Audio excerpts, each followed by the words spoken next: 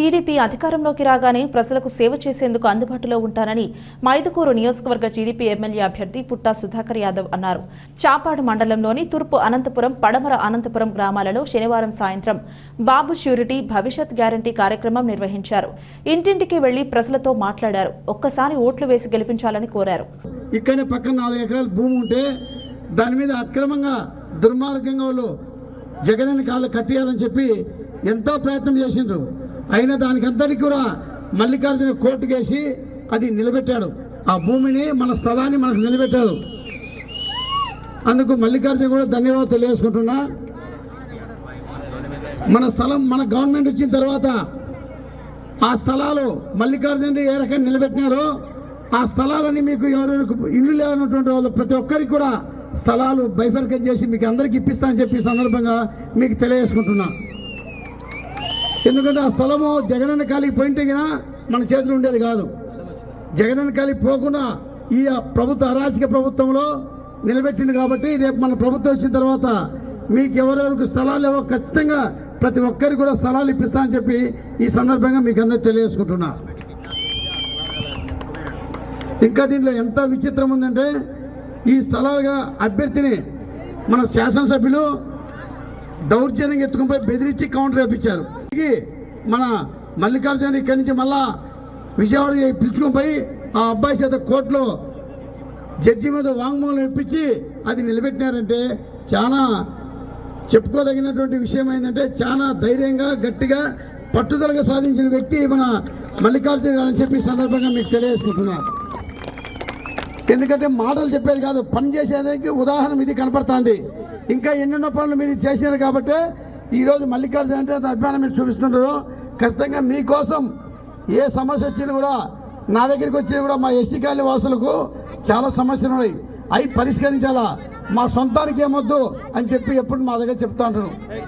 ఇంకా ఈ ఊళ్ళో ఉన్నట్టు సమస్యలు ఏంటి అంటే డ్రైనేజ్ ఒకటి కావాలి, మీరు అదే రకంగా శ్మశానం కావాలని చెప్పారు. మీకు ఈ సభాముఖంగా మీకు తెలియజేసేది ఒకటి ఏంటంటే శ్మశానాలు అనేది ప్రతి గ్రామం పైన కూడా ప్రతి ఊర్లో ఎవరు అడిగినా శ్మశాన సమస్యలు ఉన్నాయి. ప్రతి చోటకి నేను ఇప్పటికి ఏ కాలనీ పైన కూడా శ్మశానాలు కావాలంటాను. నేను కూడా చరిత్రలో ఎవరు చేయనటువంటి పని చేయాలని నిర్ణయించుకున్నా.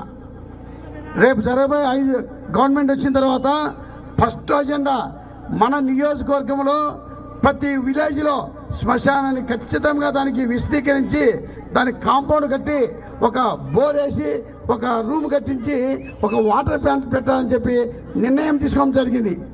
ఆ సందర్భంగా ఈ గ్రామంలో అదే రకంగా లేదు కాబట్టి ఖచ్చితంగా రేపు రాబోయే టైంలో మీకు శ్మశానం ఇప్పిస్తా, దానికి రోడ్లు వేపిస్తా, దానికి చుట్టూ కాంపౌండ్లు కట్టి మీకు విశదీకరించి ఇస్తా అని చెప్పి ఈ సభాముఖంగా మీకు అందరికీ తెలియజేసుకుంటున్నా. 2019 ఎలక్షన్లు చేసిన 2019లో ఓడిపోయినా మా కోరిక ఒకటే, నేను నియోజకవర్గంకి వచ్చింది సంపాదించుకోవాలా, కమిషన్ తీసుకొని రాలా, అభివృద్ధి చేయాలి, మన నియోజకవర్గం అభివృద్ధి చేయ బాటలోనే వచ్చినా జరగబోయే ఎలక్షన్లో ఈ జగన్మోహన్ రెడ్డి పరిపాలన నియంత పాలన అయిపోయింది. ఇప్పుడు ఎవరి చేతిలో ఉంది? మీ చేతిలో ఉంది. రేపు జరగబోయే ఎలక్షన్లో ఎవరు మంచి నాయకుడు అయితే మన కోసం కష్టపడే నాయకుడు ఎవరు అని మీరు ఆలోచించాలా. జగన్మోహన్ రెడ్డి ఏమో మనల్ని భయపెట్టి అధికారం చేతులు పెట్టుకొని భయప్రాంతులు చేస్తున్నటువంటి నాయకుడు జగన్మోహన్ రెడ్డి.